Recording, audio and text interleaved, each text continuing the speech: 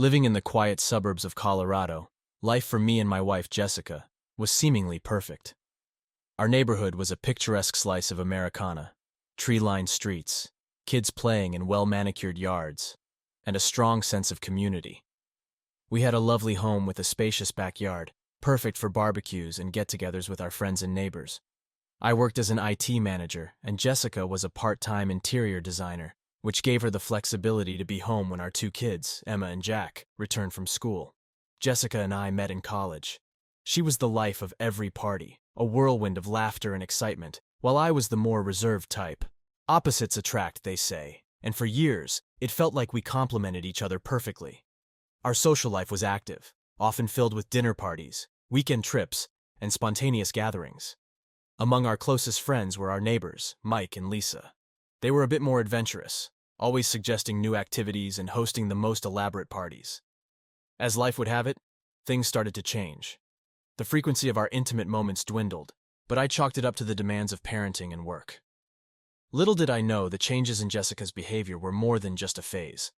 It was at one of these infamous parties at Mike and Lisa's house that my world began to unravel. It all started with subtle changes. Jessica was always a social butterfly, but recently her nights out had become more frequent, and her return times later. She'd come home smelling of perfume that wasn't hers, and with stories that seemed too rehearsed. "Just a few drinks with the girls," she'd say, flashing a smile that didn't quite reach her eyes. Our phone bills began to show an increasing number of calls and texts to Mike. "We're just planning the next big neighborhood event," she'd explain nonchalantly. But something about her demeanor felt off.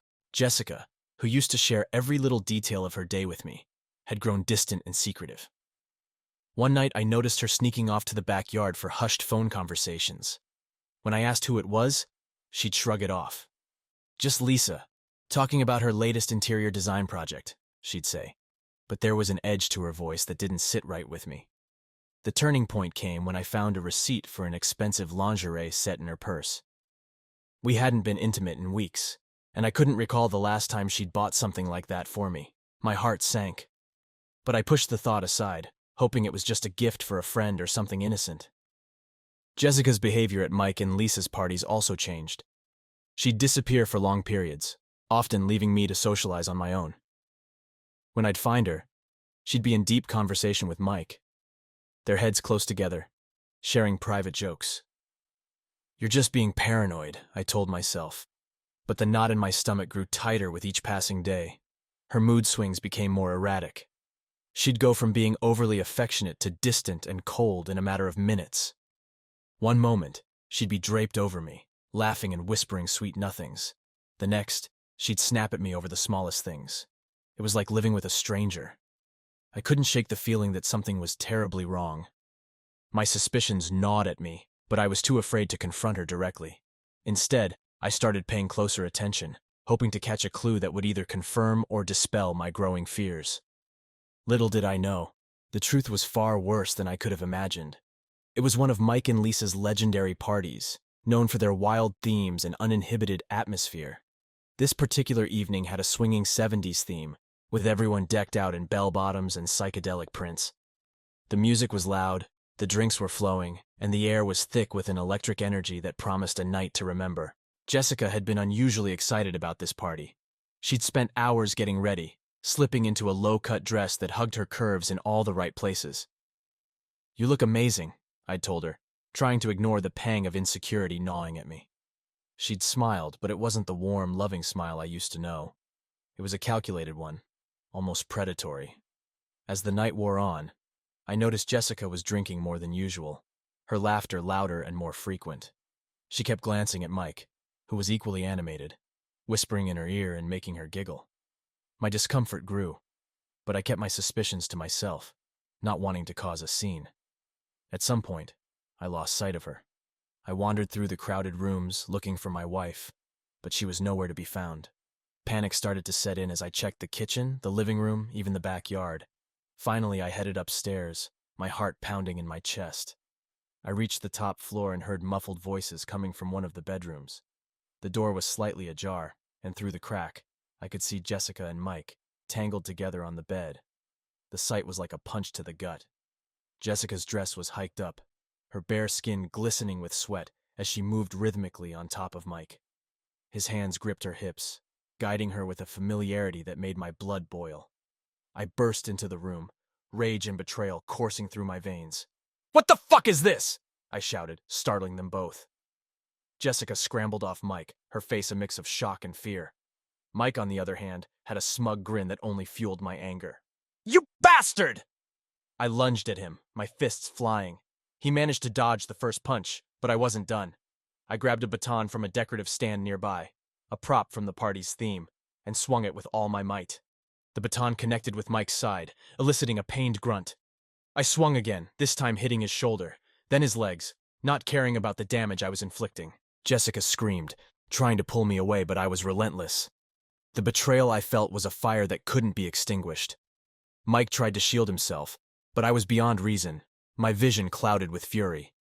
It wasn't until Lisa and a few other partygoers rushed in and pulled me off him that I finally stopped. Mike lay on the floor, bruised and bloodied, groaning in pain. Jessica was crying, her face pale and tear-streaked. "How could you?" I spat, my voice shaking with emotion. "How could you do this to me?" Jessica didn't answer, just sobbed helplessly. The room was a mess of shattered trust and broken hearts. The party had come to a screeching halt and all eyes were on us. My life had just been torn apart, and there was no going back. The aftermath of my explosive discovery at the party was a whirlwind of emotions and chaos. I stood there, breathless and seething, staring at the mess before me. Mike was groaning on the floor, clutching his side where I had struck him, and Jessica was a sobbing wreck, her tears smudging her mascara, making her look like a tragic clown. The guests at the party were in shock, their eyes wide and mouths agape, whispering among themselves. Lisa, trying to maintain some semblance of order, ushered everyone out of the room, leaving just the four of us in that cramped, tension-filled space. She gave Mike a look of both anger and pity, before turning her attention to Jessica and me. "What the hell were you thinking?" I roared, my voice echoing in the now silent room. Jessica flinched, her sobs intensifying. She tried to reach out to me, but I recoiled, the mere thought of her touch sending waves of disgust through me. "Please, Tom, let me explain," she pleaded, her voice trembling. "Explain?" I spat back. "What is there to explain, Jessica? I saw you, I saw everything. You were fucking him, for God's sake." Jessica broke down completely, collapsing onto the bed. Lisa, torn between comforting her friend and glaring daggers at her husband, chose to stay silent, her presence a mere shadow in the corner of the room. "I didn't mean for this to happen," Jessica cried out, her words barely intelligible through her sobs. It just did. "It just did?" I echoed, incredulous. "You don't just accidentally end up in bed with someone else, Jessica. You made a choice. You chose to betray me, to humiliate me in front of everyone we know." She looked up at me, her eyes red and puffy. "It wasn't like that," she whispered. "You don't understand." "Then make me understand," I challenged, crossing my arms and glaring down at her. She took a deep, shuddering breath, trying to compose herself. "It started a few months ago. I was feeling disconnected. From you, from us. You were always busy with work and the kids, and I felt invisible." "Invisible?" I interrupted, my anger flaring again. "So your solution was to have an affair? To fuck our neighbor?" "It wasn't like that," she insisted, her voice rising. "I was lonely, Tom, and Mike was there. He listened to me. He made me feel wanted." I felt a cold, hard knot form in my stomach. "So this was my fault? You're blaming me for your infidelity?" "No!" she cried, shaking her head vehemently. "I'm not blaming you. I'm just trying to explain how I felt. I never meant to hurt you. I never meant for it to go this far." I turned away, unable to look at her anymore. My mind was racing, a cacophony of anger, betrayal, and heartbreak. I couldn't believe this was happening. The woman I had loved, the woman I had built a life with, had torn it all apart with one reckless act. Mike groaned again, trying to sit up. Lisa finally moved, helping him into a sitting position and checking his injuries. "You need to go to the hospital," she said quietly, her voice cold. Mike shook his head. "I'm fine," he muttered, though his face was contorted with pain. I ignored them, my focus solely on Jessica. "Why him?" I asked, my voice barely above a whisper. Of all people, why him? She hesitated, biting her lip. I don't know, she admitted. He was just there. He was attentive. He made me feel special. It was exciting, and I got caught up in it. Special? I repeated, the word tasting bitter in my mouth. And what about me, Jessica? Did you ever think about how this would make me feel? How it would destroy everything we have? Tears streamed down her face as she nodded. I know. I was selfish, and I was wrong. I'm so sorry, Tom. I know I've hurt you, and I'll never forgive myself for that. I took a step back, feeling like I was drowning in a sea of emotions. I needed to get out of there, to escape this nightmare. I can't do this right now, I said, my voice breaking. I need to think. Without another word, I turned and walked out of the room, ignoring Jessica's cries for me to stay. I stormed down the stairs and out of the house, the cool night air hitting me like a slap in the face. I kept walking, my mind a chaotic swirl of thoughts and feelings, until I found myself at the small park at the end of our street. I sat down on a bench, burying my face in my hands, trying to make sense of it all. Hours passed as I sat there, the weight of the betrayal pressing down on me like a heavy stone. I replayed the night over and over in my mind, each time feeling the sting of Jessica's actions like a fresh wound. I thought about our life together, the good times and the bad, and wondered where it had all gone so wrong. It was nearly dawn when I finally made my way back home. The house was silent, everyone presumably still asleep or in shock from the night's events. I quietly let myself in and made my way to the living room, collapsing onto the couch. Sleep eluded me as I lay there, staring at the ceiling, my mind refusing to quiet. Later that morning, Jessica found me. She looked exhausted, her eyes swollen from crying. She sat down next to me, hesitating before speaking. Tom, we need to talk, she said softly. I didn't respond, just stared straight ahead. She took a deep breath and continued. I know I've hurt you, and I know you probably hate me right now. But I want to try and fix this. I want to make things right. I turned to look at her, my eyes filled with a mixture of pain and anger. How do you propose we do that, Jessica? How do you fix something like this? I don't know, she admitted, but I'm willing to do whatever it takes. Counseling, therapy, anything. I just want a chance to make things right. I laughed bitterly. And what about Mike? Do you think we can just pretend this never happened? She shook her head. No, I know we can't. But I'm willing to cut all ties with him, to do whatever it takes to rebuild our marriage. I sighed, feeling the weight of her words. Part of me wanted to believe her, to give her the chance to make things right. But another part of me was too hurt, too angry to even consider it. I need time, I said finally. I need to think about everything.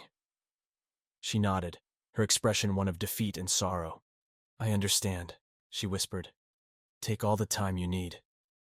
She left me alone then, and I spent the rest of the day in a haze, my mind replaying the events of the past 24 hours.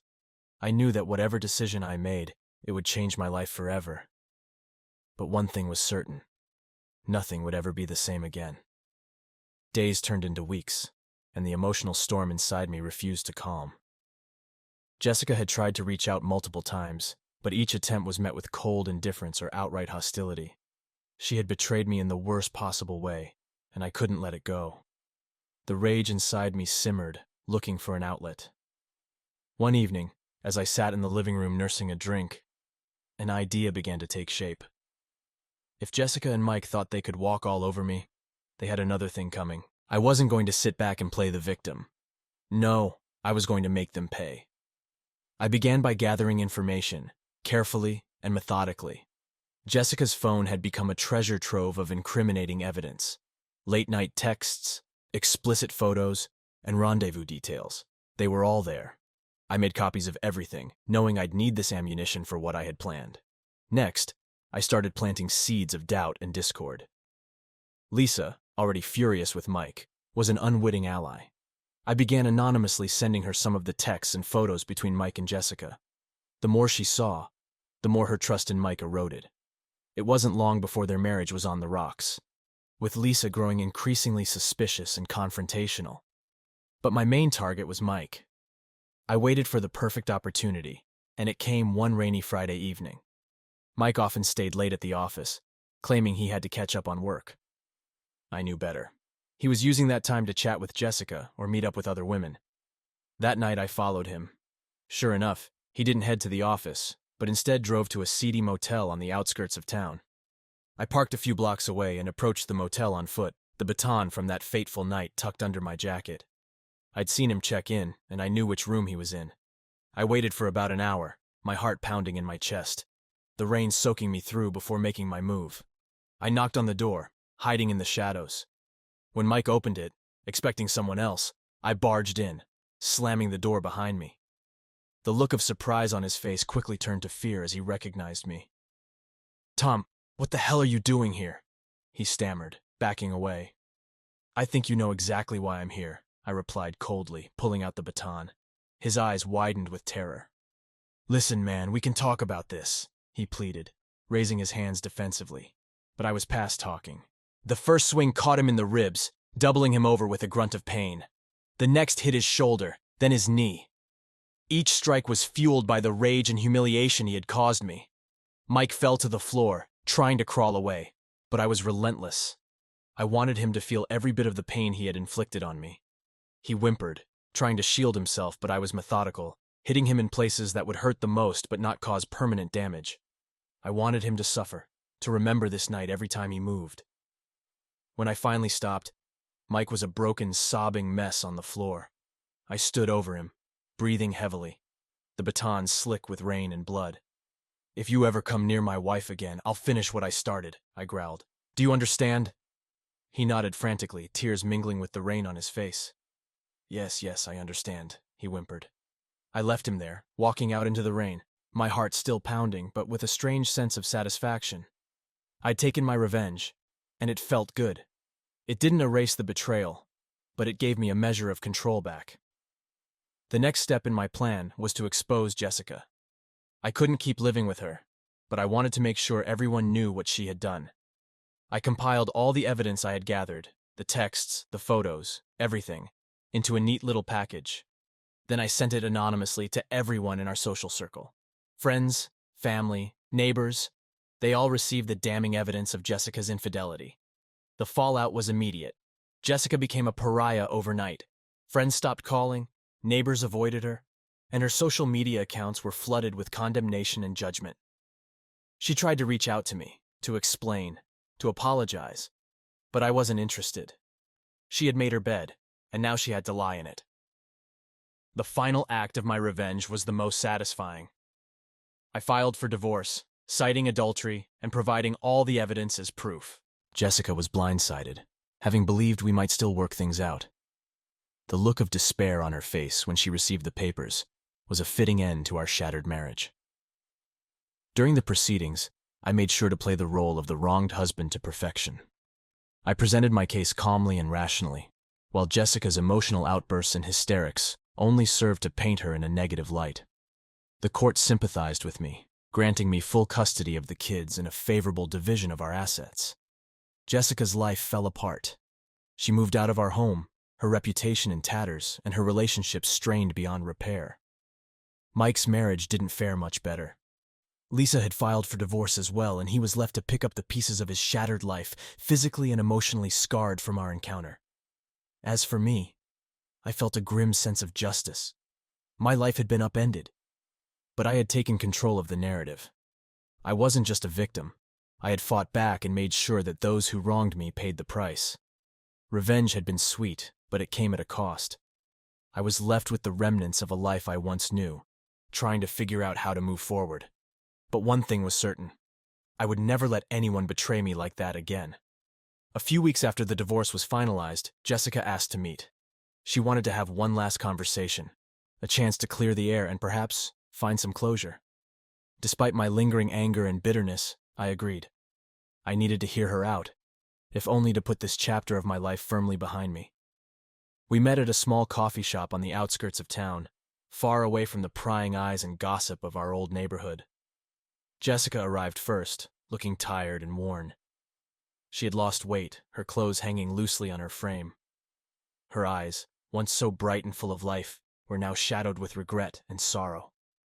I sat down across from her, my expression unreadable. "You wanted to talk," I said flatly, not bothering with pleasantries. She nodded, her hands trembling slightly as she wrapped them around her coffee cup. "Tom, I know there's nothing I can say to make things right," she began, her voice barely above a whisper. "I betrayed you in the worst possible way, and I will always regret that." I remained silent, letting her speak. She took a deep breath and continued. "I loved you, Tom. I still do. But somewhere along the way, I lost sight of that. I got caught up in my own feelings of loneliness and insecurity, and I made terrible choices. Choices that I can never take back." Tears welled up in her eyes, but she blinked them away, trying to stay composed. "I know I've hurt you deeply, and I know I deserve everything that's happened. But I need you to know that I never meant to hurt you or our family. I was selfish and stupid, and I will carry that guilt with me for the rest of my life." I finally spoke, my voice cold and distant. "You didn't just hurt me, Jessica.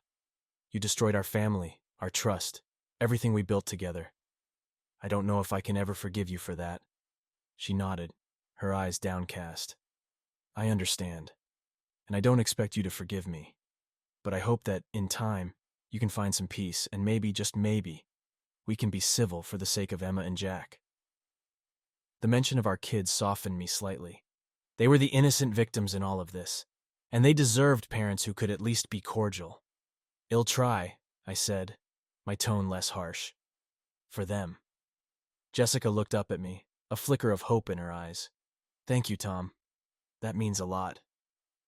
We sat in silence for a few moments, the weight of everything unsaid hanging between us. Finally, Jessica reached into her bag and pulled out a small envelope, sliding it across the table to me. "I wrote you a letter," she said quietly. "I know it can't fix anything, but I wanted you to have it." I took the envelope, not sure if I'd ever open it. "Okay," I said simply. Jessica stood up, hesitating for a moment before leaning down and kissing me softly on the cheek. "Goodbye, Tom," she whispered, her voice breaking. "I hope you find happiness again." "Goodbye, Jessica," I replied, my voice devoid of emotion. She walked out of the coffee shop, leaving me alone with my thoughts. I stared at the envelope in my hand, wondering if I should read it or just toss it away. In the end, I tucked it into my pocket and left the shop, needing to put distance between myself and the memories of our life together. In the months that followed the trial, I focused on rebuilding my life and providing a stable, loving environment for Emma and Jack. The house felt emptier without Jessica, but it also felt calmer, more peaceful. The kids adjusted slowly, their resilience a constant source of inspiration for me. I threw myself into being the best father I could be. We spent weekends hiking, visiting museums, and having movie nights. I made sure to be present for every soccer game, school recital, and bedtime story. It wasn't easy, but it was worth it. Work became a refuge, a place where I could lose myself in projects and deadlines. My colleagues were supportive, giving me the space I needed to heal while also encouraging me to move forward. I found solace in the routine, the predictability of my job a stark contrast to the upheaval of my personal life. Slowly but surely, I began to open up to the idea of a new beginning. I started going out with friends again, rediscovering hobbies that I had neglected for years. I even went on a few dates, tentative steps towards finding companionship once more. It wasn't about replacing Jessica, but about allowing myself to heal and grow. One evening, as I was tucking Emma and Jack into bed, Emma looked up at me with her big, innocent eyes. "Daddy, are we going to be okay?" I smiled, brushing a strand of hair from her forehead. "Yes, sweetheart, we're going to be just fine." Jack, who had been listening quietly, nodded in agreement. "Yeah, we've got each other, right?" "Exactly," I said, feeling a swell of pride and love for my kids. "We've got each other, and that's all we need." As I closed their bedroom door and headed downstairs, I felt a sense of hope that had been missing for a long time. Life had thrown us a curveball, but we were stronger for it. We had faced the storm and come out the other side, ready to embrace whatever the future held. I sat down at the kitchen table, pulling out the envelope Jessica had given me. I had kept it all this time, unsure if I would ever read it. With a deep breath, I opened it and began to read. The letter was filled with apologies and regrets, a heartfelt attempt to explain her actions and express her sorrow. She wrote about her struggles, her feelings of inadequacy, and her hope that one day I might find it in my heart to forgive her. It was a letter of closure, a final chapter in our story. I folded the letter and put it back in the envelope, feeling a weight lift from my shoulders. Forgiveness wouldn't come easily, but I was ready to let go of the anger and move forward. My new life was waiting, full of possibilities and the promise of a fresh start. As I looked out the window at the setting sun, I felt a sense of peace. The road ahead wouldn't be easy, but I knew that with my kids by my side and the lessons I had learned, we would be okay. We were stronger than the betrayal, stronger than the pain, and ready to embrace whatever came next.